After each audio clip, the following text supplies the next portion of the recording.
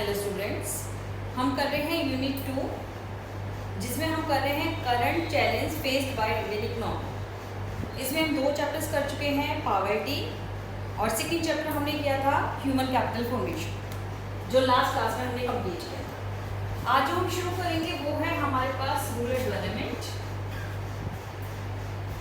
अभी rural development topic हम अलग से क्यों ले रहे हैं या इसको क्यों इंडियन इकोनॉमी में अलग से फोकस किया गया है। अभी आपने करंट चैलेंज में देखा, पहले चैप्टर पॉवर्टी देखा, वहां हमने कहा कि देश के 70% जो पुअर पर्सन है वो रूरल एरियाज में रहते हैं। उसके बाद फिर हमने अगला चैप्टर देखा ह्यूमन कैपिटल फॉर्मेशन, वहां भी हमने देखा लिटरेसी रेट, हेल्थ फैसिलिटीज सब गांव में बहुत बुरी है कंपेयर टू अर्बन एरियाज। तो यहाँ रूरल डेवलपमेंट के ऊपर गवर्नमेंट ज़्यादा फोकस कर रही है और इसकी ज़रूरत भी ज़्यादा है, क्योंकि कहीं ना कहीं अर्बन एरियाज जो हैं वो आगे बढ़ चुके हैं डेवलपमेंट की रेस में, लेकिन गांव हमारे जैसे पहले थे वो अब भी हैं। बहुत सारी बेसिक प्रॉब्लम्स हैं गांव की। तो यहाँ हम चैप्टर जो कर रहे हैं वो कर रहे हैं रूरल डेवलपमेंट। अब एक आसान से अगर हम शब्दों में कहें रूरल डेवलपमेंट मतलब गाँव का विकास करना, लेकिन जब हम ऑन पेपर बात करते हैं, गवर्नमेंट डेवलपमेंट प्रोजेक्ट शुरू करती है, तो वहाँ रूरल डेवलपमेंट का एक अलग मीनिंग है जिसमें बहुत सारे डिफरेंट जो एक्सेप्ट्स है वो लेकर चलते हैं। तो यहाँ अगर बोर्ड पे आप देखें डेफिनेशन, इसको हम समझेंगे। इट रेफर्स टू कॉन्टिन्यूस, कि रूरल डेवलपमेंट का मतलब ये नहीं कि किसी गांव का 1-2 साल डेवलप हो गया उसके बाद हमने उसकी तरफ ध्यान देना छोड़ दिया, फिर वो उसके बाद दोबारा अपने बैक का गियर में चला गया। ऐसे नहीं, कॉन्टिन्यूस, लगातार डेवलप होते होते वो इतना आगे पहुंच जाए कि वो अर्बन एरियाज के बराबर आ जाए। एंड कम्प्रीहेंसिव का मतलब किसी एक पक्ष को लेके नहीं चल रहे, यहाँ हमें डिटेल डेवलपमेंट चाहिए, हर एक एरिया में डेवलपमेंट चाहिए। अब वो एरिया कौन कौन से हैं? Socio and economic. Social accepting मतलब जो गांव में सुपरस्टिशियस थॉट्स हैं, गांव में बच्चों को पढ़ाना नहीं चाहते, या और जो कोई भी चीज़ है, छुआछात है, कास्ट सिस्टम है, उसके हिसाब से डिफ्रेंसिएशन है, या लोगों की जो थिंकिंग है वो इतनी नैरो माइंडेड है, वो भी डेवलप होना चाहिए। और economic process, per capita income, तो इनकम इंक्रीज होनी चाहिए। जो पॉवर्टी लाइन से इतने नीचे लोग हैं वो जो है वो स्टैंडर्ड उनका इम्प्रूव होना चाहिए। अब ये जो प्रोसेस है कैसे improve all except of rural life. तो यहाँ सारे रूरल लाइफ में चाहे वो इंफ्रास्ट्रक्चर है उसको भी डेवलप करना है, चाहे हमारे पास ह्यूमन रिसोर्सेज को डेवलप करना है वो भी है। तो रूरल डेवलपमेंट का मतलब क्या हुआ कि सिर्फ एक एक्सेप्ट को नहीं लेकर चलना। रूरल डेवलपमेंट का मतलब हमें हर एक एक्सेप्ट को लेकर चलना है। यहाँ हम हर एक एक्सेप्ट को लेकर चलेंगे कि रूरल लाइफ में जहाँ ह्यूमन कैपिटल फॉर्मेशन हो वो भी होना चाहिए, साथ में पॉवर्टी लाइन से जो ऊपर लोग हैं वो भी आए, पॉवर्टी लाइन से नीचे रहने वाले लोगों की संख्या घटे, लोगों के जो विचार हैं, लोगों की जो एटीट्यूड है वो भी मॉडर्नाइजेशन हो, हम सब चीज़ों को लेकर चल रहे हैं। तो ये 1 मार्क में आपके पास डेफिनेशन आ सकती है। अब हम करेंगे रूरल डेवलपमेंट के की इश्यूज का मतलब जो हम ये कह रहे हैं, बार बार जो हमने कहा है ऑल एक्सेप्ट, तो ये जो हम सारी चीजें कर रहे हैं, तो जब हम गवर्नमेंट जो है रूरल डेवलपमेंट की तरफ ध्यान देती है, तो गवर्नमेंट इस रूरल डेवलपमेंट में क्या क्या की इश्यूज लेकर चल रही है, या आप कह सकते हो मेन जो है, मेन रूरल डेवलपमेंट में हम किस चीज के ऊपर फोकस कर रहे हैं वो हम यहाँ देखें। ये 4 मार्क्स का क्वेश्चन आ सकता है, what are the key issues in rural development. तो यहाँ की इशू हमें भी पता है, लेकिन यहाँ हमें अपनी मर्जी से नहीं लिखना, क्योंकि गवर्नमेंट जो हमें दे रही है गाइडलाइन वो हम लेके चल रहे हैं कि यहाँ इंडियन गवर्नमेंट ने हमें जो गाइडलाइन दी है उन्हीं गाइडलाइन के हिसाब से हम यहाँ वही वैलिड जो एक्सेप्ट है वो हम लेकर चलेंगे। की इशू में हमारे पास सबसे पहले है डेवलपमेंट ऑफ ह्यूमन रिसोर्सेज। अब ह्यूमन रिसोर्सेज में आपको पता ही है हम क्या लेकर चल रहे हैं, लास्ट चैप्टर में हमने बहुत डिटेल में किया था। ह्यूमन रिसोर्सेज में की जो लिटरेसी है और खासकर फीमेल लिटरेसी लेवल है उसको इंक्रीज किया जाए, एजुकेशन लेवल इंक्रीज किया जाए, और बेटर हेल्थ फैसिलिटीज उनको प्रोवाइड की जाए।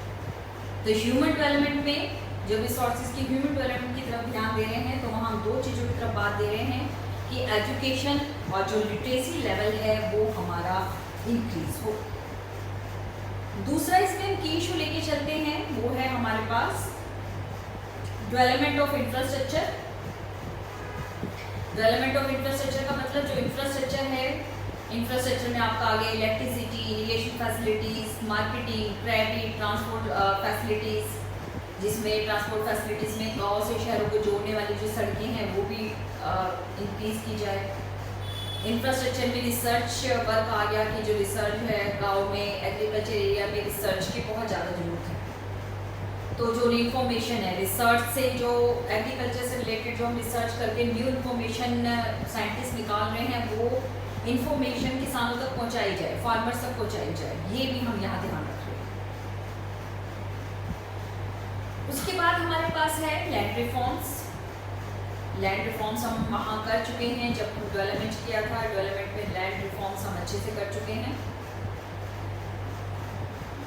कि लैंड रिफॉर्म्स हमने क्या क्या लिया है, तो यहाँ दोबारा उनको डिस्कस नहीं करेंगे। लैंड रिफॉर्म्स में आप वो सारे जो पॉइंट्स वहाँ के थे वो हम ले सकते हैं। गवर्नमेंट ने बहुत सारी चीज़ों की तरफ ध्यान दिया है, लेकिन उस चैप्टर में हमने देखा था कि बहुत सारी चीज़ें ऐसी जो भी नहीं हो पाई। उसके बाद एलिमिनेशन ऑफ पॉवर्टी। पॉवर्टी हम चैप्टर में किया था कि रूरल सेक्टर में बहुत ज़्यादा पॉवर्टी है, उसको जो अलग करना है। And development of production activities. गाँव में सिर्फ एक एग्रीकल्चर ही लोगों के ऑक्यूपेशनल स्ट्रक्चर के रूप में अवेलेबल है, तो गाँव में किस तरह से प्रोडक्टिव रिसोर्सेज को इंक्रीज करके एम्प्लॉयमेंट फैसिलिटीज़ प्रोवाइड की जाए, ये भी एक मेन जो है वो मोटिव है।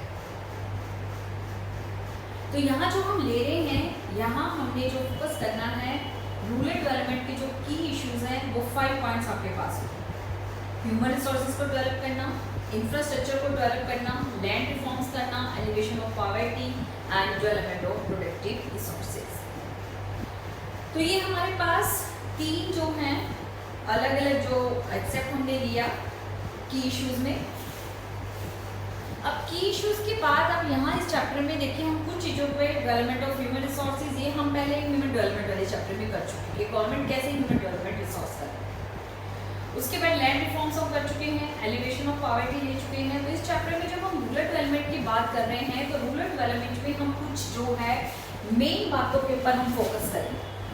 अब वो मेन बातें हमारे पास क्या है जब हम फोकस कर रहे हैं रूरल डेवलपमेंट में। इस चैप्टर में आपको 3 चीज़ें करनी है, उस सिलेबस में डिलीट हुआ है आपका, लेकिन जो भी हम बात कर रहे हैं वो सिलेबस में आपका है। ए पोर्शन हम करेंगे रूरल क्रेडिट। क्रेडिट का मतलब लोन। जो रूरल एरियाज है वहाँ लोन की बहुत बड़ी प्रॉब्लम्स है, लोन प्रोवाइड लोगों को नहीं हो पाते। जो फार्मर्स हैं उनको हाई इंटरेस्ट रेट के ऊपर लोन लेने पड़ते हैं। तो ये रूरल क्रेडिट गांव में किस तरह से इम्प्रूव किया जा रहा है, इसकी फैसिलिटीज को वो हम करेंगे। फिर गांव में जो रूरल एरियाज है वहाँ पे बड़ी प्रॉब्लम क्या है, मार्केटिंग की। आप प्रोडक्शन कर तो रहे हो लेकिन बेचने के लिए आपको सही एक जो है प्लेटफॉर्म नहीं मिल रहा है। बहुत लो कॉस्ट के ऊपर, आपकी कॉस्ट हाई है लेकिन लो रेट के ऊपर आपको अपने सामान को बेचना पड़ रहा है। तो ये जो एग्रीकल्चर मार्केटिंग है इसके लिए गवर्नमेंट क्या कर रही है। सेकेंड जो हम यहाँ फोकस करेंगे, एग्रीकल्चर मार्केटिंग को इम्प्रूव करने के लिए गवर्नमेंट ने क्या किया। सी कि हम जो एग्रीकल्चर सिर्फ गांव में ये मान के चल रहे हैं कि सिर्फ एग्रीकल्चर एक्टिविटीज हो सकती है, ऐसा नहीं है। एग्रीकल्चर के अलावा गवर्नमेंट गांव में बहुत सारी चीज़ों को प्रमोट कर रही है। अब गवर्नमेंट जो चीज़ों को प्रमोट कर रही है इससे क्या प्रोडक्शन एक्टिविटी डिफरेंट हो रही है। तो कैसे एग्रीकल्चर के साथ साथ फार्मर्स अपनी इनकम को एक्स्ट्रा इंक्रीज करने के लिए कौन कौन सी एक्टिविटीज़ ले सकते हैं, वो हम टॉपिक करेंगे प्रोडक्शन एक्टिविटीज़। कि गांव में किस तरीके से फार्मर्स की इनकम को इंक्रीज करने के लिए गवर्नमेंट और एक्स्ट्रा प्रोडक्शन एक्टिविटीज़ को प्रमोट कर। जैसे आप देखिए हॉर्टिकल्चर, फ्रूट्स वगैरह लगाना है, या आपके पास फिशिंग है, ये सारा हम इसमें करेंगे। तो यह रूरल डेवलपमेंट में हमने यहाँ 3 पॉइंट्स के ऊपर फोकस करना है, या आप ये कह सकते हो इसमें 3 मेन क्वेश्चंस बनेंगे, rural credit, agriculture marketing and production activities. तो इनको 1 बाय 1 हम लेके चलेंगे। सबसे पहले हम रूरल क्रेडिट ले रहे हैं। रूरल क्रेडिट में हम काफ़ी चीज़ें पढ़ेंगे, कितने टाइप्स का होता है, गाँव में क्या प्रॉब्लम है रूरल क्रेडिट में, गांव में कौन कौन से इंस्टीट्यूशंस हैं जो रूरल क्रेडिट प्रोवाइड करते हैं और उनकी प्रोग्रेस कितनी है। तो हम यहीं से शुरू करेंगे। रूरल क्रेडिट, इसमें हम टाइप्स करेंगे, कितनी तरह के रूरल क्रेडिट होते हैं, नीड, इसकी जरूरत क्यों है, गवर्नमेंट को क्यों इंटरफेयर करना पड़ता है, एंड सोर्सेज। मेन है इसमें सोर्सेज। जब सोर्सेज मैं पढ़ूंगी तो आप प्लीज़ अपने साथ अपने कॉपी पेन लेकर बैठे। जो डेटाज आपको बताए जाते हैं, क्योंकि इतना बोर्ड के ऊपर लिखना पॉसिबल नहीं हो पाता, सारी चीज़ें बोर्ड के ऊपर एक एक लिखो तो वो पॉसिबल नहीं होती, वो वीडियो बहुत लंबी बन जाती है, तो उसमें फिर वो एक बहुत टाइम कंज्यूमिंग हो जाती है। तो जब मैं सोर्सेज में अलग अलग इंस्टीट्यूशन का आपको बताऊंगी तो आप अपने साथ कॉपी पेन लेकर बैठे। उसके जो फिगर्स हैं, आपको फिगर्स लेटेस्ट दिए जा रहे हैं, तो जो फिगर्स हैं उनको आप जरूर नोट करें। तो सबसे पहले हम मीनिंग देख रहे हैं कि जो रूरल क्रेडिट है उसका मीनिंग क्या है। तो अगर हम रूरल क्रेडिट की बात कर रहे हैं तो गांव में लोन प्रोवाइड करना, ये जो प्रोसेस है ये हमारा कहलाता है रूरल क्रेडिट। अब जो रूरल क्रेडिट है, गांव में इसकी नीड क्यों है? वैसे तो शहरों में भी जरूरत है, लेकिन गांव में ही इसकी ज्यादा जरूरत क्यों है? रीजन क्या है कि जो एग्रीकल्चर है, एग्रीकल्चर एक ऐसा प्रोफेशन है जिसमें आपकी जो फसल बोना है और उसके बाद आपके पास जो इनकम रिलीज हो रही है, उसके बीच में जो टाइम गैप होता है, उस टाइम गैप में आपको हर एक स्टेप के ऊपर इनकम की जरूरत होती है।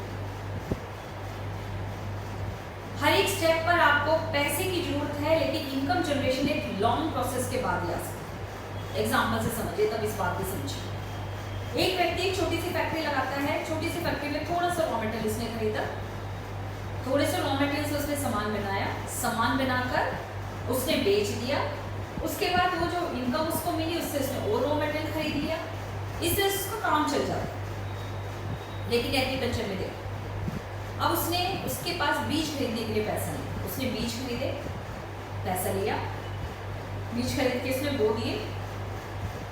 अब बीज बो दिए हैं, अगर वो उसमें खेतों में पानी नहीं देगा तो वो बीज के ऊपर पैसा किया हुआ, उसका लगा हुआ पैसा होगा। पानी के लिए, इरिगेशन फैसिलिटीज के लिए, ट्यूबवेल वगैरह के बिल वगैरह पेमेंट करने के लिए उसको पैसा चाहिए, फिर पेस्टिसाइड्स डालने के लिए उसको पैसा चाहिए, फर्टिलाइजर डालने के लिए उसको पैसा चाहिए, फिर उसके बाद फसल जब पक जाएगी तो उसको कटाने के लिए पैसा चाहिए। लेकिन अगर इतना मेन टाइम उसको पैसे की जरूरत पड़ती है तो वो ऐसा नहीं है कि थोड़ी सी फसल बेच के अपना पैसा कुछ अर्न कर, या तो पैसा बिल्कुल भी नहीं आएगा या पैसा साल एक साथ आएगा। जब उसकी सारी फसल जो है पक जाएगी, बिक जाएगी, तब उसके हाथ में पैसा आएगा। लेकिन हर एक स्टेप के ऊपर उसको पैसे की बहुत ज़्यादा जरूरत है। तो जो एग्रीकल्चर एक्टिविटी है, एग्रीकल्चर एक्टिविटी में क्या है कि बहुत लंबा टाइम है, लॉन्ग टाइम गैप है between the crop sowing and utilisation of income. तो इसलिए गांव में लोगों को जब वो एग्रीकल्चर करते हैं तो बहुत एक क्रेडिट मेन फैक्टर है जो उनकी एग्रीकल्चर प्रोडक्शन को इफेक्ट करता है। बीज बो दिया, पानी की फैसिलिटीज है, लेकिन आप पैसा नहीं है, आपने पेस्टिसाइड नहीं डाला, सारी फसल पे कीड़ा लग जाएगा, बीज के ऊपर पैसा बर्बाद, जो खर्च किया वो भी पैसा बर्बाद। आपने पेस्टिसाइड्स डाल दिए लेकिन केमिकल फर्टिलाइजर खरीदने के लिए पैसा नहीं है, फिर सारा पहले वाला पैसा लगाया हुआ बर्बाद। तो इसलिए जो रूरल क्रेडिट है, गांव में रूरल क्रेडिट की इसलिए बहुत ज़्यादा जरूरत है, क्योंकि गांव में एग्रीकल्चर जो है वो मेन एक्टिविटी है, और एग्रीकल्चर जो मेन एक्टिविटी है उस एक्टिविटी का प्रोसेस ऐसा है कि उसमें आपको बीच बीच में पैसा चाहिए। ये हो गया नीड। अब हमारे पास जो रूरल क्रेडिट है वो कितने टाइप्स का होता है? 3 मार्क्स में क्वेश्चन आ सकता है। कई तरीके से हम लेते हैं। एक होता है टाइम पीरियड के हिसाब से, गांव में जो रूरल क्रेडिट देने वाले इंस्टीट्यूशंस हैं वो टाइम पीरियड के बेस पे लोन देते हैं, और रूरल क्रेडिट को टाइम पीरियड के बेस पर 3 पार्ट्स में डिवाइड किया गया है। 3 पार्ट जो हैं वो हैं हमारे short period, medium period, long period. Short period, medium and long, तीनों के लिए टाइम पीरियड अलग है, और जब फार्मर्स क्रेडिट के लिए अप्लाई करते हैं तो उनको टाइम पीरियड को रेफर करना पड़ता है कि कितने टाइम में उनका लोन वापस हो जाए। तो सबसे पहले अगर हम बात कर रहे हैं शॉर्ट पीरियड की, ये शॉर्ट पीरियड जो लोन है वो बहुत थोड़े समय के लिए होता है। इसका जो मैक्सिमम टाइम है वो है 15 मंथ्स, मतलब लेस देन 15 मंथ्स के लिए लोन प्रोवाइड किए जाते हैं। इस तरह के लोन की जरूरत किसमें पड़ती है? फार्मर्स को। फर्टिलाइज़र खरीदने के लिए, सीड्स खरीदने के लिए, पेस्टिसाइड्स खरीदने के लिए, या फिर जो उनके पास एनिमल्स हैं उनके फोल्डर खरीदने के लिए, कि फोल्डर जो है उनका चारा खरीदने के लिए, या सामान जो है फसल पक गई है उसको मार्केट तक लेने के लिए ट्रांसपोर्टेशन कॉस्ट के लिए उसको पैसा चाहिए। ये सारी चीज़ें इसके लिए जो है मैक्सिमम क्या होता है, एक फसल पक जाती है, पैसा आ जाता है तो लोन वापस हो जाता है। तो ये होता है शॉर्ट पीरियड। दूसरा लोन हमारे पास होता है medium term loan. Medium term loans जो होते हैं वो होता है 15 मंथ से 5 ईयर्स के, कि किसानों की कुछ बड़ी जरूरत होती है तो 5 ईयर्स के लोन प्रोवाइड किए जाते हैं। ये जनरली किस लिए लिए जाते हैं, परचेज ऑफ कैटल, आपको बैल वगैरह खरीदने हैं, स्मॉल एग्रीकल्चर इम्प्लीमेंट्स खरीदने हैं, जैसे आपका कोई भी हल है, इस तरह की कोई चीज़ें आपको खरीदनी है, या आपको रिपेयर करवाना है, उसके लिए लिया जाता है। तो ये जो मैक्सिमम होते हैं ये होते हैं 15 मंथ से 5 ईयर्स के लिए। थर्ड होता है हमारे पास long term goals. Long term goals में हमारे पास जो आता है वो हमारे पास होता है कि ये जो है मोर देन 5 ईयर्स होते हैं और ये 15 ईयर्स के लिए भी लिए जा सकते हैं। इसमें क्योंकि 15 ईयर्स के लिए ले रहे हैं तो अच्छा खासा अमाउंट जो है फार्मर्स लोन के रूप में लेते हैं। तो ये लोन जो है किसके लिए, कि जैसे आपने लैंड ज़्यादा खरीदी, आपका छोटा खेत, आपको एक थोड़ा वो खेत चाहिए, वो ज़मीन खरीदी, या आपको ट्यूबवेल वगैरह लगवाने हैं, या आपको जो परचेज करनी है, ट्रैक्टर वगैरह खरीदना है, तो इस तरह की चीज़ों के लिए, या रीपेमेंट ऑफ ओल्ड डेट, आपने पुराने लोन जो है वो पेमेंट करने हैं, उसके लिए ये होते हैं लॉन्ग टर्म। तो रूरल क्रेडिट में हम 3 लेंगे, एक टाइम पीरियड हमारे हो गए, तो लोगों ने एक्सप्लेन किया। ऐसे रूरल क्रेडिट के टाइप में दूसरा आता है, एक होता है प्रोडक्टिव और एक होता है कंजम्पशन। कंजम्पशन लोन जो कंजम्पशन के लिए हैं, शादी ब्याह के लिए, या गांव में जो किसी की डेथ हो जाती है तो उसके ऊपर खाना वाना खिलाना होता है उसके लिए, मकान बनाने के लिए, या जो हाउस है आपका उसका रिपेयर करने के लिए, ये सारे कहलाते हैं कंजम्पशन लोन्स। दूसरे लोन होते हैं प्रोडक्शन लोन।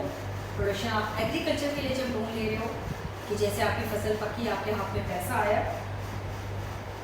तो वो हमारे पास क्या कहलाते हैं, वो कहलाते हैं हमारे पास प्रोडक्शन लोन्स। तो ये आपके पास 1 मार्क्स में क्वेश्चन आ सकता है या 3 मार्क्स में क्वेश्चन आ सकता है। मेन जो हम करेंगे वो है सोर्सेज। सोर्सेज में हमारे पास काफ़ी सारे हैं, इसको मैं एक चार्ट बना रही हूँ, आपको इनके बारे में करना है। और जो हम सोर्सेज ले रहे हैं ये आप ध्यान रखना, ये आपके पास 4 मार्क्स में किसी भी सोर्सेज के ऊपर आ सकता है। बहुत सारे सोर्सेज हैं, बुक को मैं इसलिए रेफर कर रही हूँ क्योंकि जो आपके सिलेबस में है, क्योंकि ये टॉपिक आपके फाइनल ईयर में भी है, कॉलेज में जब जाते हैं वहाँ और ज़्यादा आपको डिटेल में करना है, तो इसलिए मैं स्पेसिफिक जो आपके सिलेबस में है उन्हीं को यहाँ हाईलाइट कर रही हूँ। एक होते हैं नॉन इंस्टीट्यूशनल, ये ज़्यादा फोकस नहीं करना हमें, जैसे आपके गांव में हो गए मनी लैंडर्स, या आपके पास ट्रेडर्स, लैंडलॉर्ड्स, इनको हम एक डिस्कस करेंगे अभी। दूसरे हैं इंस्टीट्यूशनल, जो गवर्नमेंट ध्यान दे रही है, यहाँ गवर्नमेंट का जिसमें रोल है वो है इंस्टीट्यूशनल सोर्सेस। इंस्टीट्यूशनल में जो जो हम करेंगे वो आपको अलग अलग 4 मार्क्स के लिए याद करना है। फर्स्ट है कोऑपरेटिव सोसाइटीज, इनके ऊपर हर एक के ऊपर जो है वो आपके पास 4 मार्क्स का नोट्स आ सकता है।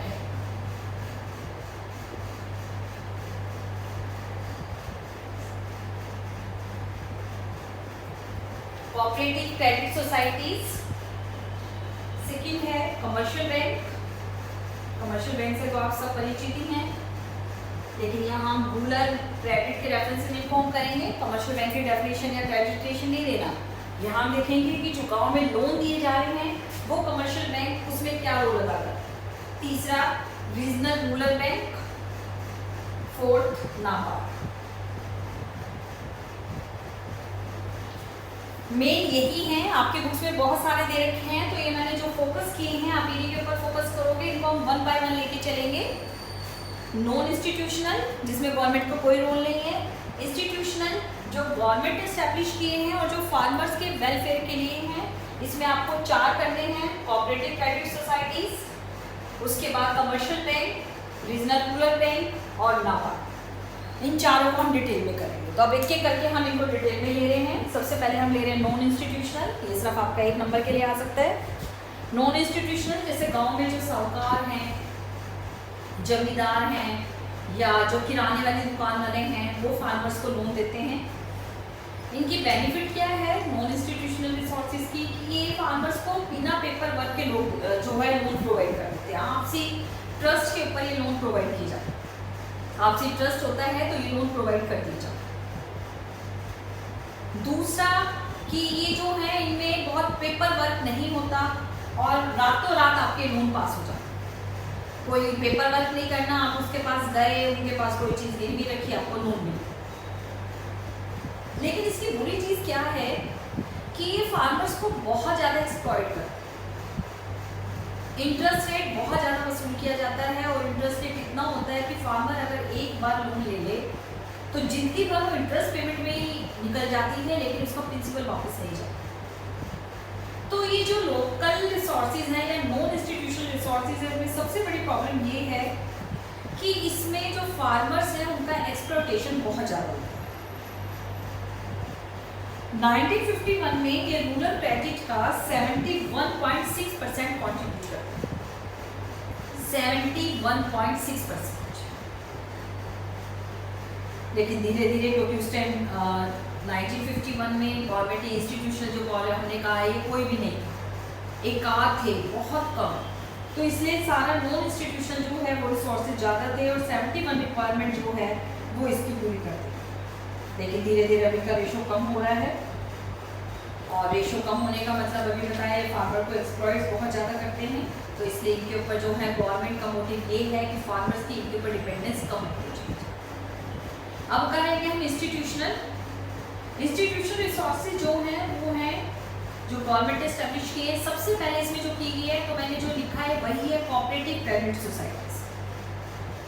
सबसे पहला जो इंस्टीट्यूट गांव में रूरल सेक्टर में क्रेडिट प्रोवाइड करने के लिए किया गया वो था cooperative credit societies.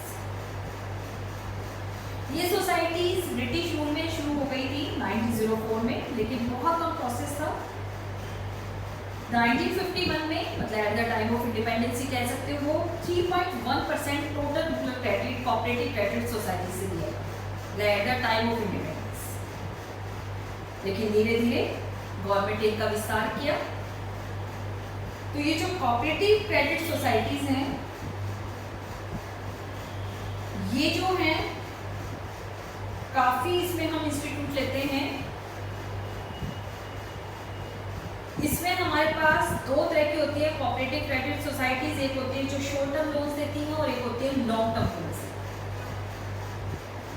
Short term में आपके पास आपके बुक्स में सारे अलग अलग दे रखे हैं, मैं सीधा कोऑपरेटिव क्रेडिट सोसाइटीज को इकट्ठा लेके जाऊँ। हमारे पास जो है इसका अगर मैं चार्ट बनाऊं, क्योंकि चार्ट से आपको अच्छे से समझ आएगा, क्योंकि ये मैंने अभी बताया 4 मार्क्स में क्वेश्चन आ सकता है। तो इसमें काफ़ी सारे इंस्टीट्यूट हैं कोऑपरेटिव क्रेडिट सोसाइटीज में।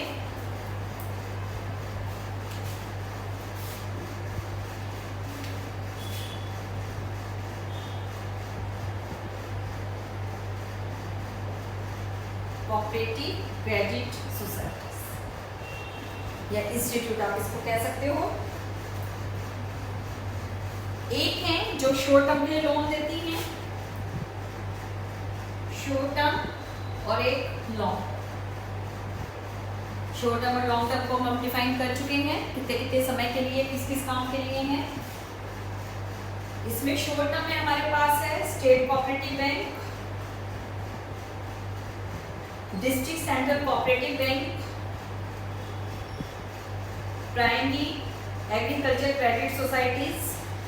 ये 3 हैं कोऑपरेटिव सोसाइटीज में। 3 पार्ट्स हैं जो शॉर्ट टर्म लोन्स देते हैं। लॉन्ग टर्म में मैं शॉर्ट फॉर्म में लिखी हूँ, उसके बाद में हम डिटेल में करेंगे इनको।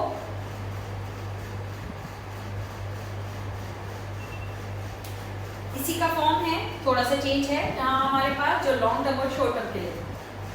तो ये चार्ट को अच्छे से कर लेना। आपके बुक्स में इस चार्ट में जो नाम लिखाऊंगी करवा रही हूँ आपके में अलग अलग दिया हुआ है, यहाँ आपको अलग अलग नहीं करना, एक साथ ले रहे हैं कोऑपरेटिव सोसाइटीज में।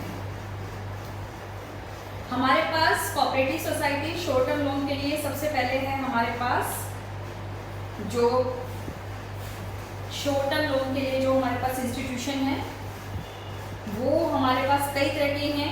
शॉर्ट टर्म का मतलब जो किसानों को थोड़े समय के लिए लोन दे रहे हैं और फार्मर्स के साथ साथ ये गांव में रहने वाले और लोगों को भी लोन प्रोवाइड करते हैं। अगर इसमें हम देखें सबसे primary PACS primary agriculture credit societies, इसको हम लेफ्ट से शुरू कर रहे हैं। प्राइमरी डिस्ट्रिक्ट स्टेट, अगर इनके आप शॉर्ट टर्म में देखें PDS primary district state, primary level पर, फिर उसके ऊपर डिस्ट्रिक्ट लेवल पर, उसके ऊपर स्टेट लेवल पर। तो इसमें सबसे पहले हमारे पास PACS primary agriculture credit societies, इनको विलेज लेवल पर ऑर्गेनाइज किया जाता है। 10 और मोर पर्सन जो हैं इसको ऑर्गेनाइज करते हैं और ये जो सोसाइटीज हैं ये लोन प्रोवाइड करती है प्रोडक्टिव पर्पस के लिए, कंजम्पशन पर्पस के लिए लोन प्रोवाइड नहीं किया जाता। गांव के लोग ही इनको क्या करते हैं, अपने आप बनाते हैं। गांव के 10 लोग मिलकर क्रेडिट जो सोसाइटीज है वो बना लेते हैं और आपस में लोन प्रोवाइड करते हैं। इसके ऊपर है आपके पास DCCB district central cooperative bank, ये डिस्ट्रिक्ट लेवल पर दिए जाते हैं और इनका काम क्या होता है, ये जो PACS है प्राइमरी लेवल पर जो एग्रीकल्चर यूनिट स्टैब्लिश की गई हैं इनको लोन प्रोवाइड करना। कि मान लो उसके मेंबर्स हैं, उन मेंबर्स के पास किसी के पास भी पैसा नहीं है और सोसाइटी को लोन चाहिए तो उसको लोन कौन प्रोवाइड करता है, प्राइमरी सोसाइटी को लोन प्रोवाइड करती है डिस्ट्रिक्ट सोसाइटी। सबसे ऊपर है इसमें SCB स्टेट कोऑपरेटिव बैंक, ये स्टेट लेवल पे लोन देते हैं। स्टेट लेवल पे लोन देने का मतलब ये जो डिस्ट्रिक्ट लेवल पे कोऑपरेटिव सोसाइटीज है उनको लोन देते हैं और डिस्ट्रिक्ट लेवल जो है प्राइमरी लेवल पर लोन देता है। तो हमारे पास शॉर्ट टर्म लोन के लिए सबसे पहले प्राइमरी लेवल पर है, फिर डिस्ट्रिक्ट लेवल पर, फिर स्टेट लेवल। प्राइमरी को हेल्प करता है डिस्ट्रिक्ट लेवल की कोऑपरेटिव सोसाइटी और डिस्ट्रिक्ट लेवल की जो है उनको हेल्प करती है स्टेट लेवल की। तो ये जो है पहले हमारे पास क्या होता था, मैक्रो लोन चलते थे, ऊपर से पास होते थे, लेकिन गांव के लोगों के लिए इतने हाई अथॉरिटी तक पास के जिले में कि आपने एक डिस्ट्रिक्ट में 4 बैंक खोल दिए तो लोगों के लिए पॉसिबल नहीं होता था। तो प्राइमरी लेवल पे अब प्राइमरी लेवल पर रिसोर्सेज का अरेंजमेंट नहीं होता है तो फिर डिस्ट्रिक्ट लेवल से किया जाता है और डिस्ट्रिक्ट पे भी किया तो स्टेट लेवल पे किया जाता है। तो ये जो है ये शॉर्ट टर्म लोन होते हैं। मैक्सिमम इसमें ये जो सोसाइटीज हैं जिनकी हम बात कर रहे हैं मैक्सिमम 15 मंथ्स के लिए लोन प्रोवाइड करती हैं किसानों की शॉर्ट टर्म, लेकिन किसानों की रिक्वायरमेंट लॉन्ग टर्म लोन के लिए भी होती हैं। तो कोऑपरेटिव सोसाइटीज में लॉन्ग टर्म जो क्रेडिट हैं उसके करने के लिए हमारे पास यहाँ जो है पहला देखिए state cooperative agriculture and rural development bank, state cooperative agriculture and rural development bank, ये स्टेट लेवल पर खोले गए हैं और primary cooperative agriculture and rural development bank ये लोअर लेवल पर खोले गए हैं। इसमें डिस्ट्रिक्ट लेवल पे नहीं है, प्राइमरी और स्टेट लेवल है। प्राइमरी लेवल पर गांव में लोगों की हेल्प की जाती है और प्राइमरी लेवल पे जो हेल्प करनी होती है उसको करते हैं स्टेट, जो लेवल के बैंक है वो स्टेट करते हैं। अब ये जो है कोऑपरेटिव क्रेडिट सोसाइटीज गांव में सबसे पहले आप देखो बिफोर इंडिपेंडेंस थी और आफ्टर इंडिपेंडेंस गवर्नमेंट ने इनके ऊपर बहुत ज़्यादा फोकस किया है। अब गवर्नमेंट ने इनके ऊपर बहुत ज़्यादा फोकस किया है तो ये धीरे धीरे हमारी इम्प्रूव होती जा रही है। तो आज ये गांव में दिए जाने वाले इंस्टीट्यूशनल जो लोन है, नॉन इंस्टीट्यूशनल को नहीं ले रहे, इंस्टीट्यूशनल लोन का 12.9% जो है वो प्रोवाइड करते हैं। कोऑपरेटिव सोसाइटीज जो है 12.9% जो लोन है वो ये प्रोवाइड करती हैं और इनकी जो अगर आप संख्या देखें, नंबर देखें, बहुत ज़्यादा है। अगर हम यहाँ इससे शुरू करें लॉन्ग टर्म में जो ये SOP हैं इनको मिला के हैं 614 कोऑपरेटिव क्रेडिट सोसाइटीज हैं, जिसमें से प्राइमरी लेवल पे हैं 601 और स्टेट लेवल पे हैं 30 और 601 और 30 मिला के कितना हो गया 614। शॉर्ट टर्म लोन के लिए क्योंकि गांव में इस तरह के लोन की ज़्यादा रिक्वायरमेंट होती है तो आप देखिए स्टेट लेवल पे है 33, डिस्ट्रिक्ट लेवल पे है 370 और प्राइमरी लेवल पे है 93,367, 93,367। तो टोटल शॉर्ट टर्म जो क्रेडिट सोसाइटीज हैं इंडिया में जो काम कर रही हैं वो है 93,770। और ये जो मैंने लोन बोला है आपको कि टोटल क्रेडिट का 12.9% है, ये 12.9% हमारा टोटल गांव में जो लोन प्रोवाइड किए जाते हैं उसका परसेंटेज है। तो हम कर रहे हैं रूरल क्रेडिट। रूरल क्रेडिट में मैंने भी लिखवाया था 3-4 चीजें हमने करनी है। तो अब इसमें हम अगला करेंगे, अगला हम इसको नेक्स्ट वीडियो में इसी टॉपिक को जो है हम कंटिन्यू करेंगे।